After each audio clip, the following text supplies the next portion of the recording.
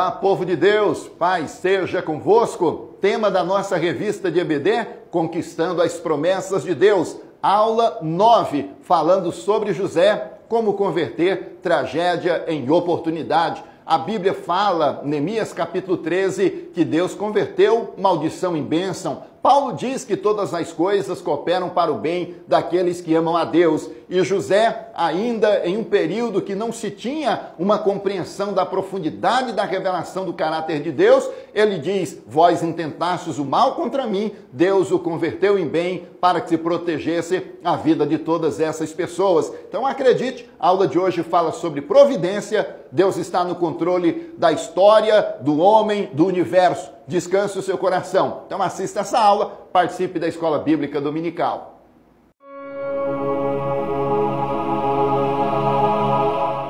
Professores e professoras, meus irmãos, minhas irmãs, nós já estamos na aula 9, temos estudado aí as promessas de Deus na vida de algumas personalidades bíblicas que fizeram diferença. Hoje nós falaremos sobre José. A aula tem como objetivo trabalhar a seguinte tematização: como transformar tragédia em oportunidade. Perceba você que, de acordo com as Escrituras, Deus, ele já em outras situações fez exatamente isso. A nossa lição, na introdução, ela começa trazendo ali um texto de Neemias, quando ele diz que Deus converteu a maldição em bênção. Encontramos também depois o próprio Paulo escrevendo aos Romanos, lá no capítulo 8, dizendo que sabemos que todas as coisas cooperam, contribuem para o bem daqueles que amam a Deus. Portanto, o objetivo desta aula é trazer à tona a discussão sobre a providência de Deus. Nós temos vivido em uma cultura que tentou, de certa forma, patrocinar aí o descarte do sagrado, tentou-se expulsar Deus do controle da vida do ser humano. A ideia que se tinha é que o próprio homem, fazendo uso da razão, da ciência, da tecnologia, conseguiria construir o seu próprio paraíso na terra. Fato é que a nossa cultura terminou aproveitando muito dessa ideia e hoje muitas pessoas estão vivendo como se Deus não existisse. Muito bem, quando nós olhamos para a vida de José, podemos aprender ali algumas lições significativas. A nossa lição, ela começa trabalhando ali 3 momentos ou 3 fases ou 3 etapas da vida de José. Em um primeiro momento, trabalha-se ali a ideia do nascimento de José até a sua fase de adolescência. Esse é um período em que ele está tendo já esse contato com o sagrado, embora ele próprio não tenha ainda um conhecimento pleno dessa experiência com Deus, mas ele começa a receber essa visão de Deus e, devido a algumas atitudes, alguns comportamentos de José, termina também atraindo ali o ódio dos seus irmãos.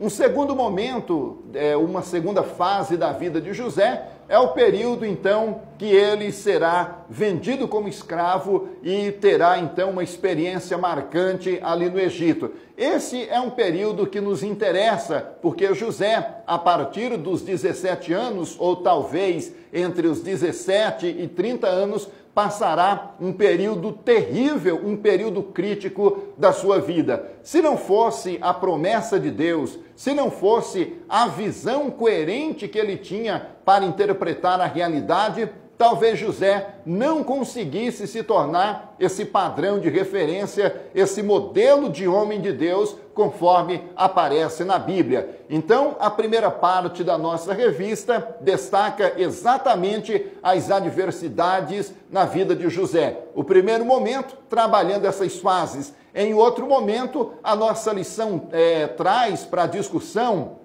a questão familiar de José. E nós vamos ali aprender que, embora José fosse o preferido do pai, ele não contava com o amor, com o afeto dos seus próprios irmãos. Então, nós vamos ali destacar que José, ele vai crescer em um lar, de certa forma, conturbado, e com isso eu quero chamar a atenção dos irmãos e das irmãs, porque às vezes nós fazemos uma leitura muito espiritualista da Bíblia e queremos ali rotular as famílias da Bíblia como se fossem famílias perfeitas. Eu quero novamente recomendar aqui o livro do Dr. George Maldonado, quando ele fala sobre até nas melhores famílias, que é um estudo de algumas famílias ali do Antigo Testamento. A Bíblia não está preocupada em apresentar um modelo de família perfeito. Aliás, Deus é tremendo, ele vai agindo exatamente através de famílias imperfeitas para que o seu grande plano, para que o seu grande projeto se consume. Perceba você que desde a primeira família que Deus criou, nós já encontramos conflitos, já encontramos dificuldades, já mencionamos aqui em outras aulas, por exemplo, a questão da dificuldade de Adão para construir relacionamentos. Isso está lá em Gênesis capítulo 4. Nós também aprendemos sobre a escolha equivocada, a escolha preferencial de Eva por Caim. Aprendemos ali também sobre a dificuldade de Caim por sempre querer a primazia, querer ser o primeiro, e ele vai viver esse processo então de revolta contra o seu próprio irmão a ponto de matá-lo. Então a primeira família que nós encontramos na Bíblia passa por todos esses percalços. Aí eu lhe pergunto, o agir de Deus na família terminou? É óbvio que não. Quando você lê Gênesis capítulo 4, versos 25 e 26, nós vamos ali aprender que novamente Adão tem contato íntimo com Eva, e ali nascerá Sete, de Sete virá Enos, e a Bíblia diz que o nome do Senhor começou então a ser invocado. Portanto, é o agir de Deus em famílias quebradas, em famílias arruinadas. A família de José não é um modelo de família perfeita. José vai sofrer com isso por conta da sua própria família. Mas eu quero já na segunda parte retomar então as tentações da vida de José, e ao falar sobre as tentações da vida de José, eu quero retomar então esses maus tratos na família e acrescentar também a luta de José ao lidar com o aparente silêncio de Deus. Continue conosco, porque esta aula sobre como converter tragédia e oportunidade é uma aula que traz um conforto para a nossa alma, porque nós podemos aprender com José que mesmo quando as pessoas querem nos fazer o mal, há um Deus no céu que converte o mal em bem para que o seu nome seja de alguma maneira glorificado e outras pessoas sejam abençoadas. Continue conosco, voltamos em seguida para falarmos sobre as tentações na vida de José.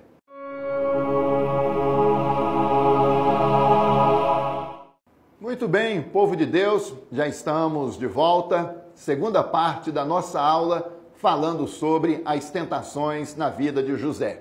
Começamos esta segunda parte da nossa aula relacionando algumas das possíveis tentações que José enfrentou na vida. Novamente, recorremos ali a uma informação, a uma ideia defendida pelo Dr. Paul Stevens. Ele diz que na vida de José, algumas tentações se apresentaram. Uma delas foi exatamente a tentação de José querer ser o artesão da sua própria história, o tecelão do seu próprio destino. O que ele quer dizer com isso é que José começa a receber de Deus determinadas visões, ele começa a receber de Deus determinados sonhos e começa também a compartilhar, eu diria que até de maneira imprudente, de modo que os seus irmãos também, por essa razão, passam a odiá-lo ainda mais. Quando José compartilha com o próprio pai Jacó, de igual modo a gente percebe a perplexidade do pai diante daquele relato. José, ainda imaturo, vai aprender nessa caminhada que há um tempo certo designado por Deus para que as suas promessas então se cumpram. Então esta seria a primeira tentação enfrentada por José. Uma outra tentação significativa que Paul Stevens traz para nós é no âmbito da sexualidade. Esse é um tema interessante precisamos cada vez mais em nossas comunidades de fé trabalhar esse tema sexualidade. E é claro que ali Paul Stevens está se referindo ao assédio ali da própria mulher de Potifar envolvendo a pessoa de José. A princípio isso começa com uma espécie de flerte e chegaremos ao momento em que José será acusado, eu diria que talvez até de uma tentativa de estupro naquele contexto, e é claro que eu não estou aí aplicando a linguagem, a interpretação jurídica da pós-modernidade. Eu estou pensando no contexto de José, então a ideia que se tinha é que ele havia tentado então abusar da esposa, da mulher do seu patrão. Então essa foi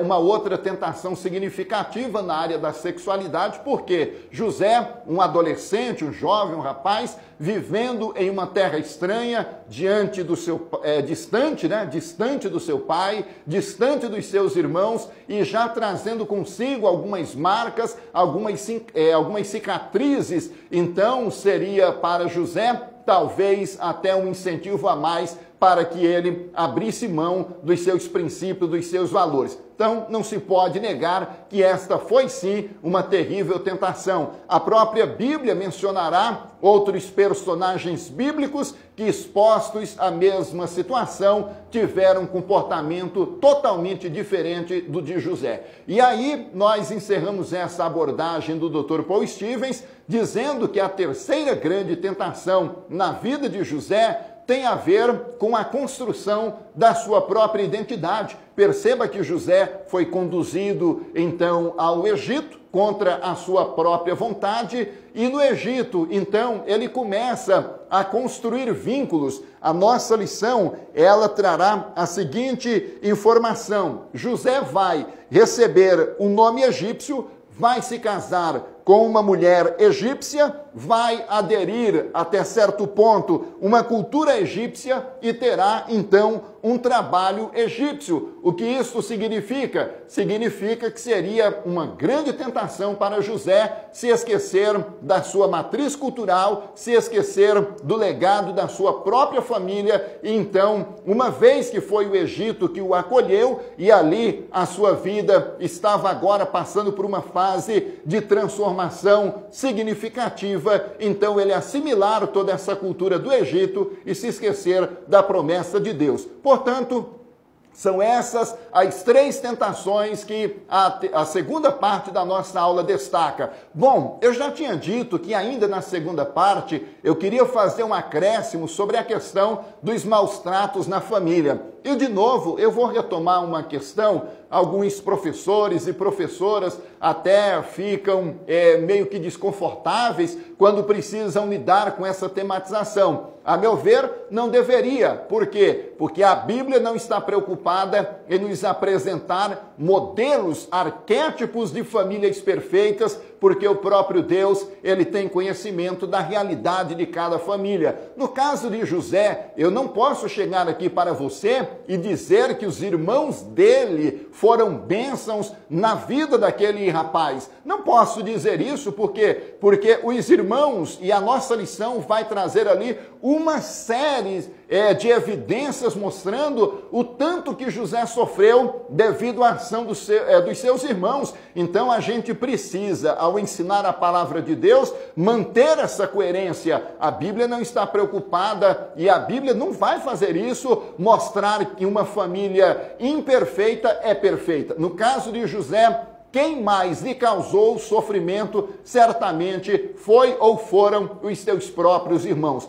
Não resta dúvida quanto a isso. Mas tem uma outra questão que a nossa lição traz, saindo então da ideia do item ali que fala dos maus tratos na família que José sofreu, tem uma outra questão que está no âmbito da interioridade, tem a ver com o aparente silêncio de Deus. Eu acredito que talvez para José esse foi o teste mais difícil, porque ele percebe uma série de eventos trágicos acontecendo na sua vida E não seria impossível que ele desenvolvesse uma espécie de comportamento refratário à sua fé, à sua confiança em Deus. Mas nada disso acontece porque José, ele tem uma teologia muito boa e ele consegue lidar com as curvas da vida de maneira muito expressiva, de maneira muito significativa e eu diria que para nós pedagógica. Tem tanta coisa para falar aqui, mas nosso tempo acabou. Continue conosco porque em seguida eu retomo essa questão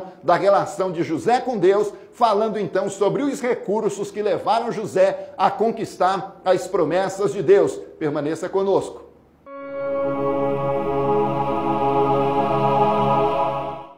Meus irmãos, minhas irmãs, professores e professoras, já estamos na terceira e última parte da nossa aula sobre José, como transformar então tragédias em oportunidades, como converter maldição em bênção. É uma aula muito gostosa assim para se trabalhar. Eu acredito que nós temos aí a oportunidade de incentivar o povo de Deus a continuar crendo na providência. Na segunda parte, você se lembra que nós já estudamos aqui as tentações de José, falamos dos maus tratos na família e paramos ali naquela parte que a nossa lição traz sobre o estranho ou aparente silêncio de Deus no que tange aos eventos ruins que estavam acontecendo na vida de José. Sabe o que é curioso? Quando você lê a Bíblia, você vai perceber que muitas pessoas não tiveram a mesma maturidade para lidar com o silêncio de Deus. Claro, nós temos uma obra aí, o livro Decepcionados com Deus, do Philip Yancey. Lá ele até menciona que uma pessoa, quando em experiência de sofrimento, ela pode questionar, primeiro, Deus é injusto? Segundo lugar, Deus está calado? Terceiro lugar, ela pode ainda questionar, Deus escondeu-se de mim? Perceba que o silêncio de Deus é um teste terrível, principalmente quando você está passando por um momento de crise, de tribulação, de sofrimento na vida. Não é verdade? Agora, quer ver outra coisa triste? É quando você, diante do silêncio de Deus, tenta encontrar caminhos para explicar esse momento de angústia que você está passando. A sociologia da religião costuma até dizer que um dos papéis da religião é atribuir significado à vida, à realidade, aos fenômenos com os quais nós nos deparamos no dia a dia. No caso de José, ele tem uma visão muito saudável a respeito de Deus. Agora, diante do silêncio de Deus e das tempestades da vida, é comum, e você encontrará na Bíblia, muitas pessoas questionando esse silêncio de Deus. A nossa lição traz como exemplo Abacuque dizendo, até quando clamarei e não me escutarás? Encontraremos também o salmista orando no Salmo 13:1, esquecer-te-ás de mim para sempre, até quando esconderás de mim o teu rosto? Salmo 69:3, estou cansado de clamar. Encontramos também no Salmo 83:1,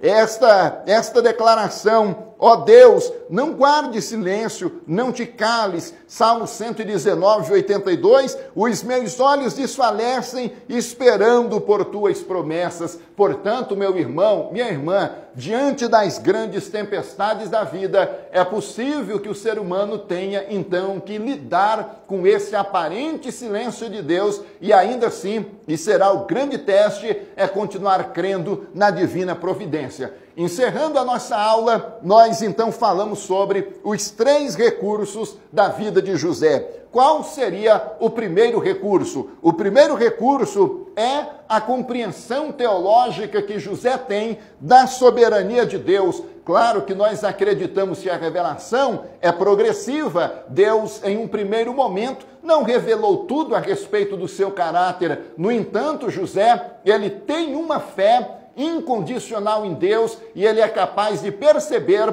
a ação de Deus mesmo nas noites mais escuras da alma. Nós até trouxemos aqui uma informação, uma observação, na verdade, do Dr. Norman Geisler, quando ele diz que o conceito que nós fazemos de Deus terá efeito marcante na vida prática que levamos. Isso na vida de José é muito claro. Você, estudando a vida de José, em momento algum vai perceber ele reclamando, murmurando ou desconfiando de que Deus estava de fato no controle da vida dele. Aliás, essa visão que José tem de Deus é que lhe dará base e sustentação para que ele enfrente todos os seus percalços. Foi exatamente por temer a Deus que ele disse não ao prazer sexual fácil que lhe era oferecido. Perceba lá no capítulo 39, 9, quando José diz: como, pois, cometeria eu tamanha maldade e pecaria contra Deus?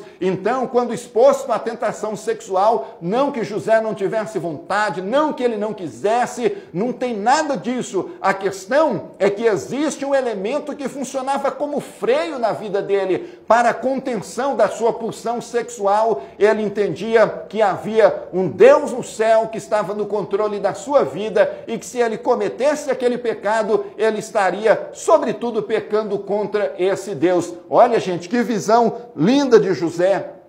Depois, quando José tem um encontro com os seus irmãos e os próprios irmãos deixam externar ali a maldade deles para com José, José dirá: vós intentastes o mal contra mim, porém Deus o tornou em bem. Para quê? Ou por quê? Porque José era melhor? Qual era o objetivo de Deus? José, ele é enfático que tudo que aconteceu havia um propósito, havia um objetivo que ele até então não conhecia, mas agora tudo havia ficado muito claro. Ele diz que Deus converteu a maldição em bem, não é por causa do mérito de José, não é porque José é melhor do que qualquer ser humano, não. É porque Deus está trabalhando e enxergando pessoas que poderiam morrer se José não fosse poupado, se não houvesse uma intervenção divina na vida de José. Então José vai dizer que Deus, na verdade, converteu o mal em bem para que se conservasse em vida todas essas pessoas que aí estão. Meus irmãos e minhas irmãs, nós podemos encerrar a nossa aula aqui. José entende que quem está no controle da sua vida não é a maldade humana. Quem está no controle da sua vida é o Deus bendito, é o Deus que está nos céus. De novo trago aqui Neemias capítulo 13, 2, quando ele diz que Deus converteu a maldição em bênção. A visão de José: Deus converteu o mal em bem para que vidas fossem salvas. E no Novo Testamento, aquela declaração magnífica de Paulo, quando ele diz: sabemos que todas as coisas cooperam ou contribuem para o bem daqueles que amam a Deus. Portanto, nós vamos parar aqui, já encerrando a terceira parte da nossa aula. Você poderá explorar ainda em classe a questão do recurso, a visão capacitadora dada por Deus e a identidade de povo de Deus que José trazia consigo. É um texto tão lindo que ele diz, ele deixa uma ordem antes mesmo de saber o que Deus faria no futuro pelo seu povo. Ele afirma: levem os meus ossos, porque ele sabia que o Deus Todo-Poderoso havia dado uma promessa que levaria o seu povo para uma terra que mana leite e mel, e ele tem essa convicção. Quando esse povo que aqui está sair em direção à terra preparada por Deus, eu não quero que os meus ossos aqui permaneçam. Que confiança tremenda. Gente, uma aula extraordinária. Nós encerramos esta aula com a seguinte afirmação: Deus está no controle de tudo, então descanse o seu coração, acredite na providência, seja como José. Mesmo que alguém queira fazer-lhe o mal, Deus pode convertê-lo em bem, porque Deus é um Deus de amor, de graça, de bondade, e Ele tem planos significativos para nós. Deus te abençoe, muito obrigado e, claro, por favor, compartilhe nas redes sociais. Esta mensagem pode ser a resposta de Deus para muita gente que está sofrendo do outro lado. Compartilhe nas suas redes sociais. Grande abraço, ótima Escola Bíblica Dominical.